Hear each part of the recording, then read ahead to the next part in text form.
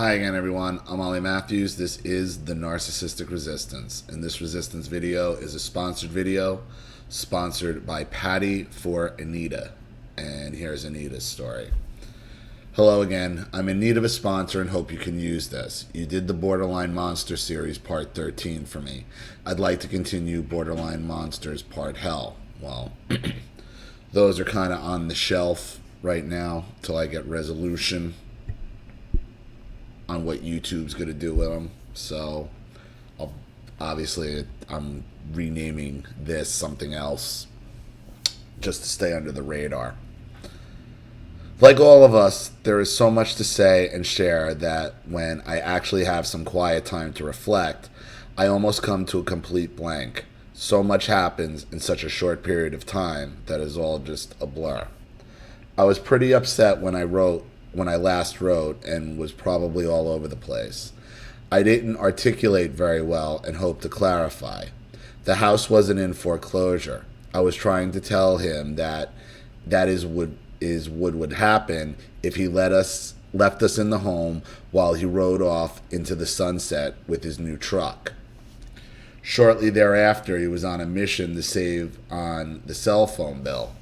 He announced to us he was going to disconnect our phones and at one point the cable also.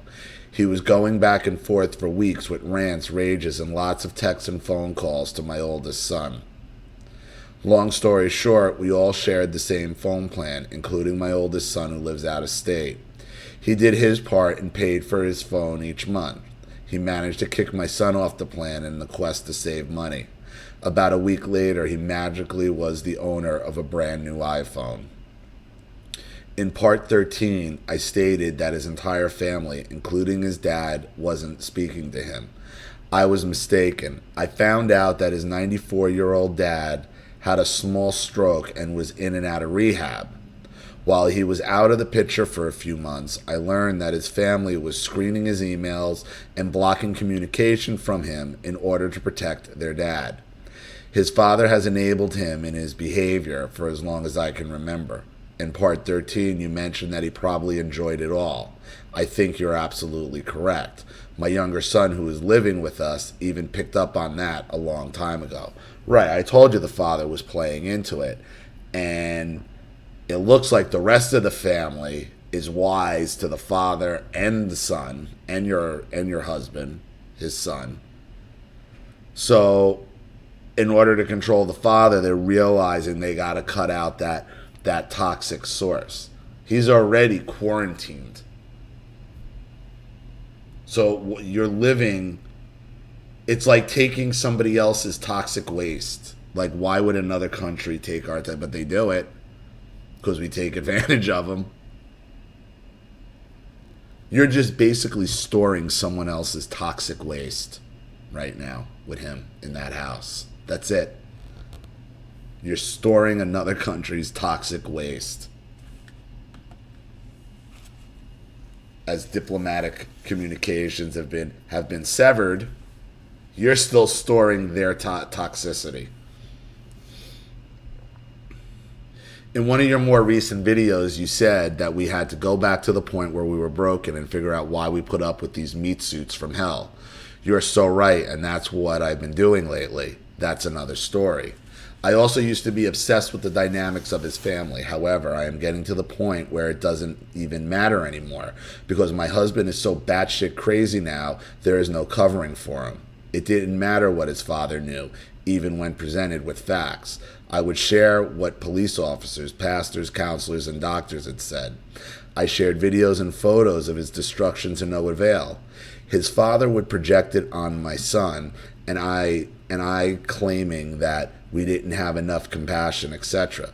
This man and the rest of his family never acknowledged we're being abused and completely invalidated us. I do still get angry and think he is worse than an abuser. Yeah. He knows you're storing his toxic waste, so does the whole family. But they're going to, it's not that bad. It's not that bad. Because they don't want to take it back. If they acknowledge it, then they're afraid they got to take it back. Nope, that's yours. That's yours now. No take backs. No take backs. No take backs.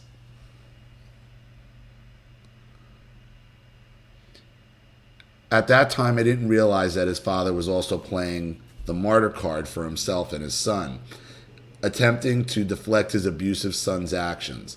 I do wonder, however, why there are so many marriages between two sisters. There must be at least 10 between the two of them. One appeared to be pleasant, respectful, down to earth, the kind of spiritual. Although I heard she was a gold digger. The other sister, however, I nicknamed Princess from day one.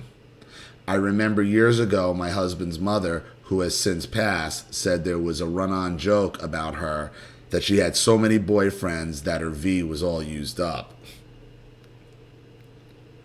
That's a joke within the family, that the mother... And you wonder why they've been through 10 husbands? Shit. There is also a brother who is out of state and I don't know much about him. I remember him to be really funny and would say things how they really are. Right, and that's why he uses humor as a shield and the distance as, you know, as his other blocker, as his boundary. Of course he lives out of state from this insanity. The only way you survive in something like that is to make fun of it and then get away from it. Early on in the marriage, I remember his brother saying to me, the reason why nobody talks to him is because he's such a downer. Toxic. Toxicity. You're storing someone else's toxic waste. He's just toxic waste.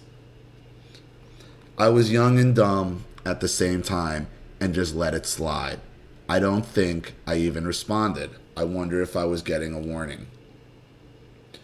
Another thing that just came to mind while writing this is that before I was diagnosed with Lyme disease and quite sick, my husband was thinking of leaving me. No, he wasn't. He just wanted you to think he was. I guess he forgot about the sickness vows. I remember his mom calling me up and saying, blood is thicker than water. Where would he go? He's going nowhere. He just wants you to think he's leaving. He's toxic waste. He needs to be stored somewhere. He needs to be stored. So he knows he can't go out and spread out because everybody leaves him. He understands he needs to be stored somewhere. Now I would like to address his addictions, which resulted in seizures and totaling our van. He has a problem with alcohol and Valium. He is known to mix both, which is a disgusting sight it is. He abuses his Valium by using up a 30-day prescription in 10 days. When that runs out, he would switch back to the alcohol. A few cases when the Valium would run out, he would have seizures. In his case, it takes him to go cold turkey for about 2 weeks, and that's when the seizures kick in. I think he has had more than 50 seizures. About a month ago, he ran out of his Valium again. While driving to his dentist appointment, he had a mini seizure. He ran a red light, caused a 3-car accident, and totaled the van. Thankfully, no one was hurt. Of course, he denied it was Valium related. Toxic waste. When he goes out, he destroys. He knows this. He realizes he needs to be stored somewhere. He's not going anywhere.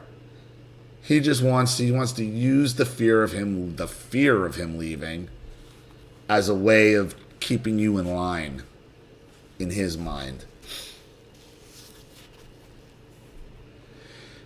He claimed to have the bills all figured out and that he was able to get another car. That is BS. I have been doing all the bills all these years. We are on 2 fixed incomes and there is nothing left. He would claim that I was spending too much or stealing it, or belittle me because it only takes 5 minutes to do the bills. Yet he never had the gonads to do the bills to find out for himself. I think it was easier for him not to have the responsibility or accountability and the wiggle room to just blame me. Anyways, he went out and bought a new car at the small price of $14,900 without a down payment. He didn't let me know or ask. He just came back with a newer used car. For the past month, he's been claiming to look for a job, which is a total scam. He will go through the motions, but fights it all at the same time. It is crazy making. He says he doesn't want to fill out any online applications because he doesn't know how to type. He also claims that everyone requires a resume and his is not up to date, and he is waiting for someone to help him with it. Jeez. Toxic. Toxic. You're just storing someone else's toxic waste. It is like he's going through the motions of looking for a job and not actually doing it, if that makes any sense. And while he should be looking for a job to keep the car, he is very busy with important things like taking apart the room in the back of the house. He says he wants to turn into a small sound studio with his invisible money.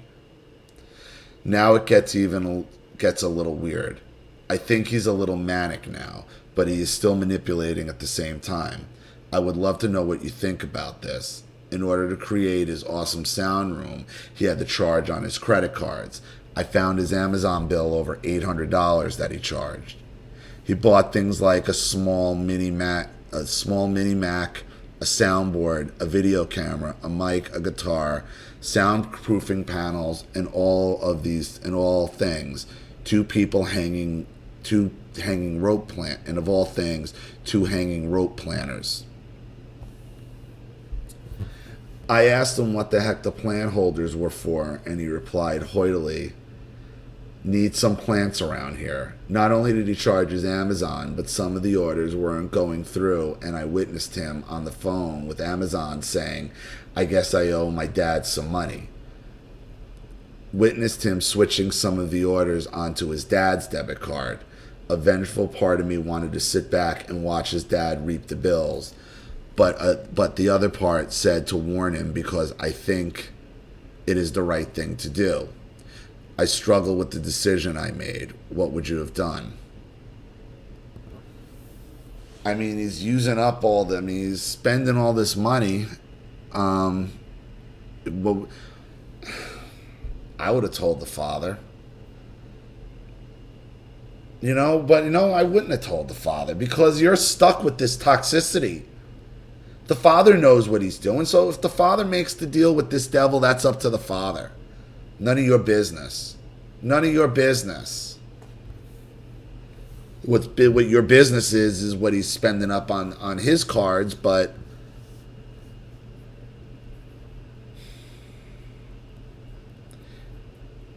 I mean, yeah, he could be both he could be manic and manipulating at the same time, absolutely.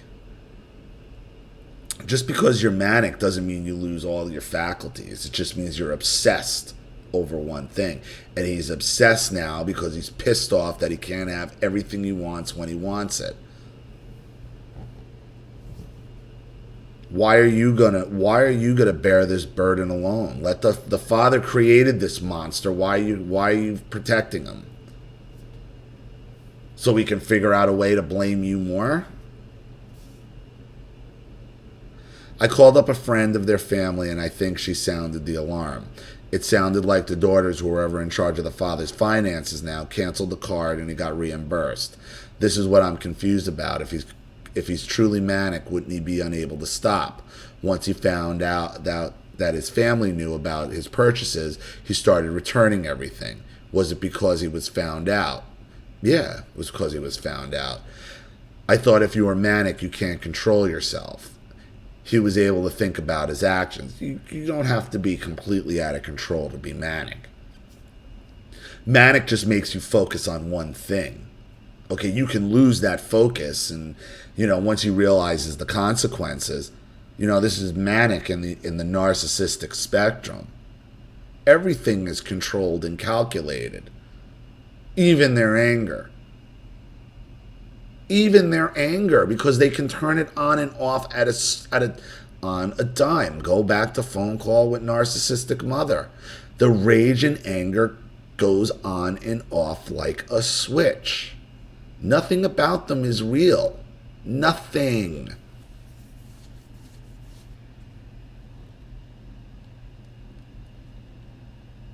I noticed one other weird thing about him. He likes to be waited on over the phone.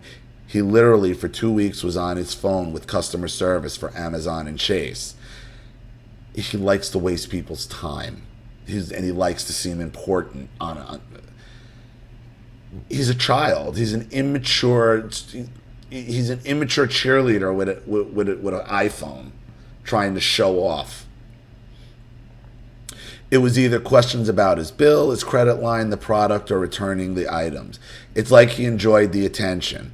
I have noticed this over the years as well. He would be in Ace Hardware or something, it seemed, and like he was enjoying the attention he would ask when he would ask for help.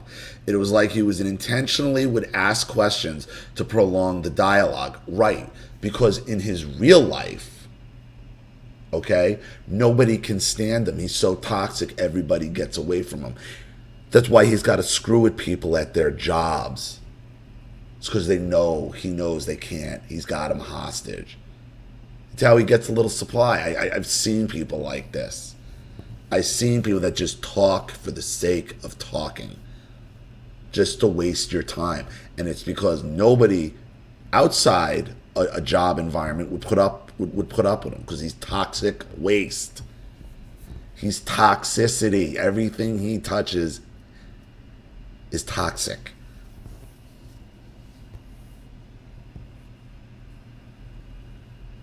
Anyways, it was just creepy to see him on the phone for literally 2 weeks straight. I'm not exaggerating when I say he was on the phone with customer service for at least 10 hours a day.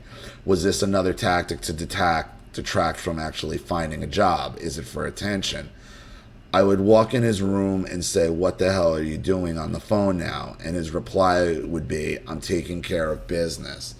The only way I can describe that, it was creepy. Yeah, he's just doing it for attention. That's it.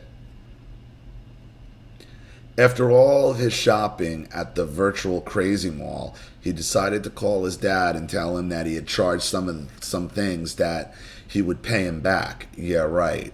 His father wasn't mad at all at him and told him to pay back a little at a time. His father was actually more irritated that he was no longer in charge of the finances than he was about his crazy ass son. How would you explain this? He's a freaking enabler. Right. He's just an enabler. For the last week now, you can tell that he's enjoying his Valium. For your viewing pleasure, I will attach what we get to see pretty much on a regular basis. Isn't it pretty? Yesterday was the first time he seemed more lucid, but now he is playing the depressed, helpless, lost victim. He announced that we can't afford the car. He has to take it back. And oh no, what are we going to do? As I mentioned earlier in this letter, I told him to do the bills, and he claimed to have them all figured out. When he did them last month, he accidentally paid 2 bills twice and forgot to pay the electric bill. He announced this yesterday. Is he screwing this up on purpose for attention? Yeah, that's what he's doing. He's toxic waste. He's toxic. Every question, like, you're just asking question after question after question. He's toxic. He's toxic. He does it all because he's toxic.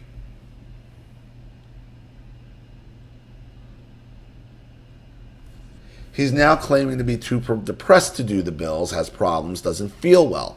Right, because he's got nowhere to go. He's bugging me to do them, has been hiding on his couch for 2 days, acting all pathetic. I heard him call his dad yesterday, asking what he should do. I heard him say to his father, I accidentally took too many pills again. Does he really think people believe this? And of course his dad said, be careful. He's been doing it his whole life, so he's going to continue to do it. He's toxic. Oh yeah, I forgot to mention about the car. His dad sent him $2,000 to put down on the car to reduce the payments. He never did. He spent $200 of it, and God knows what he did with the rest of the money. Maybe he can finish his awesome sound room and fill it up with plants. Another question I have is this: how do I pay the bills now? Do I let him get it? Do I pay the bills now? Do I let him get his way? I can see me not doing them and having the utilities get cut off. What is he trying to play now? I'm also aware of his tactics. I just went into his room to confront some of the issues, but of course he is sleeping on the couch and there's no response. A little while later, I asked him where the phone was, and he replied instantly. I know darn well he was not sleeping and he can hear me. This is another silent treatment tactic. Is he just going to lay there until I pay the bills? Yeah. Or until you throw him out or leave. Why are you not leaving? You're asking me question after question of things you already know the answer to. He's not going. What is the point of staying with this guy? What is the point? Here's another random thought I just had while writing this. He's no longer allowed to drive because of his seizures. He asked us to ride to the corner party store, but we said not now because we were both totally stressed out from his antics. He acted like a child and said he was still going. Unbeknownst to him, we had hid the car keys. That didn't stop him. He drove his freaking tractor to the party store. It sounds funny, and it wasn't if it wasn't so pathetic. One time he came back with a bottle. Lastly, it is obvious now that he has stupefied himself more with all of the drugs, alcohols, and seizures. But yet he is still so self-entitled and does no wrong. He's just a lost cause. Right. So what are you doing? What are you doing?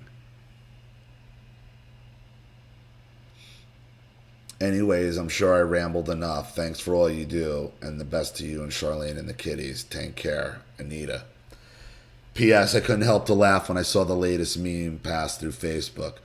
It was by a public figure, and I was talking about how did this person get a "We Are Dying" t-shirt, but you were 8 hours ahead of the game and called it out. Yeah, hilarious. Anita, like, you're at a point here in your life that you're talking about this guy buying new cars, spending thousands of dollars of money, but yet you need a sponsorship to get help to do the right thing here. Paying the bills, yet you're just plugging a hole. It's toxic waste. Stop storing other people's toxic waste. Either kick the toxic waste out or move away from it. Where there's a will, there's a way, Anita. Where there's a will, there's a way. And you got to figure out a way to get out of there. To either get him out or get out of there. And if it's a money thing, there's other options. You got to figure it out. Because none of this is going to change. Because his family's actively working against you because they're not going to take back their toxic waste. So if you can't remove it, you have to get away from it. That's the only thing you can do. That's it. Because you've been storing this toxic waste for too freaking long. And all he ever does. It's why he bullies people on the phone at their jobs. He holds them hostage. Because nobody else can stand him because he's toxic. So why should you be any different? So I hope that helps. Thank you for your story. Thank you for Patty for sponsoring it as well. Thank you to everybody watching. Please leave any opinions or advice in the comments section below. And again, if you want your story read on the channel, you have a topic you'd like me to cover, a narcissist you'd like to expose, you'd like to set up Skype, phone call, have a private video made, or a Facebook chat, or you'd like to sponsor a video like this for someone who needs help and can't afford it, or just make a contribution to the channel in general, which is always awesome because this channel is sponsored and survives 100% on contributions from all of you. Without you guys, this all goes away. So if you like the channel and you want to see more, please consider using that PayPal and email link in the description box. And please subscribe to my channel as well if you haven't, and click the subscription bell to be notified of all my video uploads. I'm Ollie Matthews. This has been the Narcissistic Resistance. Take care, everybody.